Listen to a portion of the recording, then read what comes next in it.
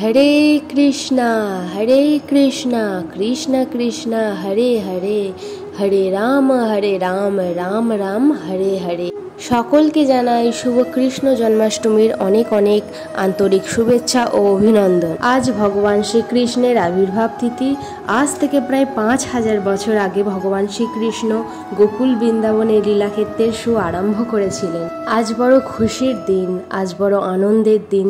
ভগবান শ্রীকৃষ্ণের ভক্তদের জন্য আজ মহারাসের দিন। তো স্বাগত জানাই আপনাদের আমার এই জন্মাষ্টমীর দিনের ভিডিওতে। দিনটি শুরুই করা হয় ভগবানের অভিষেক দিয়ে।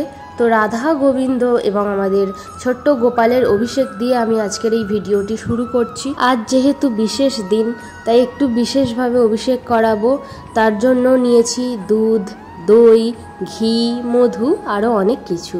অভিষেক করাতে করাতে আপনাদের যেটা বলতে চাই সেটা হলো, আমার এই জন্মাষ্টমীর দিনের ভিডিওটি আপনাদের যদি ভালো লাগে তাহলে একটা লাইক করবেন, আর চ্যানেলে নতুন হয়ে থাকলে চ্যানেলটিকে সাবস্ক্রাইব করবেন। আমার চ্যানেলে বিভিন্ন ভগবান রিলেটেড ভিডিওগুলি ছাড়া হয়ে থাকে, আর ভগবানের নিত্য সেবা পদ্ধতি এই চ্যানেলে ছাড়া হয়ে থাকে। তো আপনারা যদি এই চ্যানেলটিকে সাবস্ক্রাইব করে রাখেন তো এই ভিডিও, ভগবান রিলেটেড ভিডিওগুলি আপনারা দেখতে পাবেন। আর আমার এই সেবা পদ্ধতি আপনাদের কেমন লাগে সেটা জানাতে কমেন্টও করতে পারেন। পাশে থাকা বেল আইকনটা প্রেস করবেন যাতে আমার ভিডিওর নোটিফিকেশন সবার প্রথম আপনাদের কাছে পৌঁছায়। অভিষেকের পর আমি রাধা গোবিন্দ এবং গোপালকে নতুন পোশাকে সাজিয়ে দিয়েছি। কেমন লাগছে অবশ্যই কমেন্টে জানাবেন। এবার সময় সুন্দর সুন্দর ফুলের মালা দিয়ে, ফুল দিয়ে রাধা গোবিন্দকে, গোপালকে সাজিয়ে তোলা। তো প্রথমে যে মালাগুলো দিচ্ছি সেগুলো হলো তুলসীর মালা।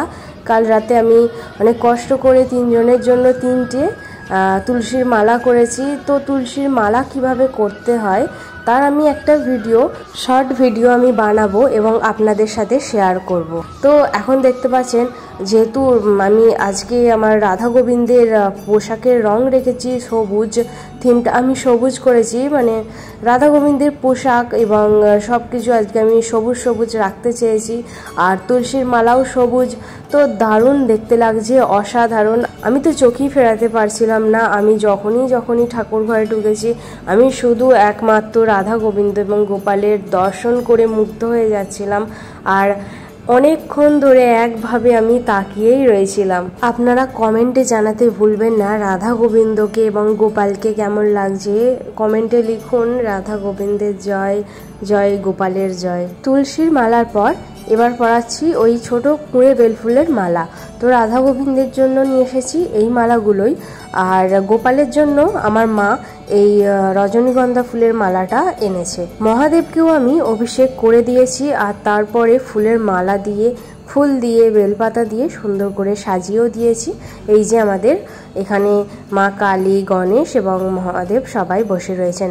আর এরপরে যেটা আমি করলাম সেটা শুরু করলাম শ্রীকৃষ্ণ, রাধারানী এবং গোপালের চরণে তুলসীপত্র নিবেদন করা। সবার চরণে নয়, গোপালের মাথায় এবং কৃষ্ণের চরণে, রাধারানীর হাতে আমি তুলসী পাতা নিবেদন করলাম। আর তুলসী পাতা নিবেদন করার সময় আমি যে মন্ত্রটা বলে থাকি, যেমন ধরুন গোপালকে আমি বলেছি, হে কৃষ্ণ করুণা সিন্ধু দীনবন্ধু জগৎপতে গোপেশা গোপিকা কান্ত রাধাকান্ত নারায়ণী নমস্তুতে। সে কৃষ্ণকে নিবেদন করার সময় বললাম ওম ভগবতে বাসুদেবায় নমঃ, এবং রাধারানীর হাতে নিবেদনের সময় আমি বললাম তপ্ত কাঞ্চন গৌরাঙ্গী রাধা বৃন্দাবনেশ্বরী বৃষভানুতে দেবী প্রণমামি হরিপ্রিয়ে। আমার সাজানো গোছানো, মানে রাধা গোবিন্দের অভিষেক, তারপরে সিংহাসনটাকেও একটু সুন্দর করে সাজিয়ে সবাইকে ফুলের মালা নিবেদন করে, পুষ্প নিবেদন করে চরণে আমার এখন কাজ আপাতত মিটে গেছে। আর এইদিকে একবার এসে দেখলাম মা তখন তালের ফুরুলি ভাজছিল। তো আরও কিছু খাবার দাবার হয়ে গেছে এখানে রেডি প্রায়। আর এরপর অল্পই কিছু জিনিস বাকি রয়েছে। তো তারপর কিছুক্ষণ পর ব্রাহ্মণও চলে এলো। কৃষ্ণ জন্মাষ্টমী সম্পর্কে কিছু বলতে চাই, কিন্তু কী বা বলবো, যারা আমার এই ভিডিওটি দেখছেন, যারা ভক্তরা আছেন, তো তারা সকলেই ভগবানকে চেনেন এবং ভগবানের সম্পর্কে সব কিছুই জানেন। তো ছোট করে বললে শ্রীকৃষ্ণ যেদিন জন্মগ্রহণ করে সেদিন পিতা বসুদেব মাথায় করে মানে একটি ধামার মধ্যে মাথায় করে নিয়ে শ্রীকৃষ্ণকে নন্দবাবার ঘরে রেখে যান। আর নন্দবাবার বাড়িতে যেদিন শ্রীকৃষ্ণ এলেন বা সেই রাত্রিটা জন্মাষ্টমী হিসেবে পালন করা হয়। আর তার পরের দিনটা যেদিন নন্দ মহারাজ এবং মাতা যশোদা রানী দেখলেন যে তাদের ঘরে পুত্র সন্তান জন্মগ্রহণ করেছেন, তো সেই কারণে তারা উৎসব রাখলেন, আর সেটাই নন্দ উৎসব নামে পরিচিত। অপবিত্র পবিত্র বা সর্বাবস্থা ততোপি বা যস্মরে পুণ্ডরিকাক্ষং সবাজ্য অভ্যন্তর শুচি নমো বিষ্ণু নমো বিষ্ণু নমো বিষ্ণু। তো এইদিকে আমাদের পুষ্পাঞ্জলি দেওয়া হয়ে গেল, আর এরপরে ব্রাহ্মণ করলেন আরতি, আর তারপরেই পূজা আমাদের সম্পন্ন হলো। তো এইবার আপনাদের দেখাই ভগবান শ্রীকৃষ্ণের জন্য জন্মাষ্টমীর দিন আমাদের বাড়িতে কি কি ভোগের আয়োজন করা হলো। তো যেহেতু আজ শ্রীকৃষ্ণের জন্মদিন, তাই সব ভক্তরা আজ কৃষ্ণের পছন্দ মতো ভোগের আয়োজন করার চেষ্টা করে। তো আমরাও আমাদের সামর্থ্য মতো আজ শ্রীকৃষ্ণের জন্য কিছু ভোগের আয়োজন করেছি।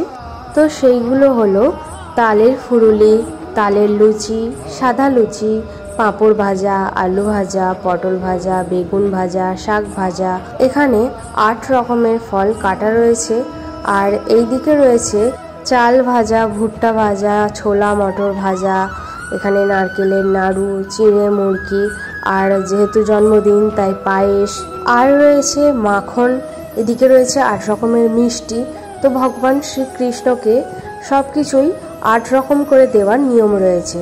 এখন আমি যেটা করছি সেটা হলো গোপালকে একটু পায়েস মুখে দিচ্ছি। তো খাবারগুলো সব কিছু আমি এখন খাওয়াবো না, পায়েসটার কিছু কিছু জিনিস আমি গোপাল এবং রাধাকৃষ্ণকে খাওয়াচ্ছি, কারণ একটু আমার নিজের হাতে করে খাওয়ানোর ইচ্ছা যায়, তাই নিজের হাতে করে খাওয়াচ্ছি। আর এটা হলো মাখন, এটা দোকান থেকেই কিনে আনা, তো ওটাও একটু করে সবার মুখে আমি দিচ্ছি। তো বাকি খাবারগুলো আমি ভগবানকে দেখিয়ে বললাম, হে ভগবান, এই ভক্তের একটু ভোগ তুমি মুখে দিও। তো এই বলেই আমি ঠাকুর ঘরে সব কিছু কিছুক্ষণের জন্য রেখে দিয়ে চলে এলাম। তো সন্ধেবেলা আবার শুরু করলাম আরতি।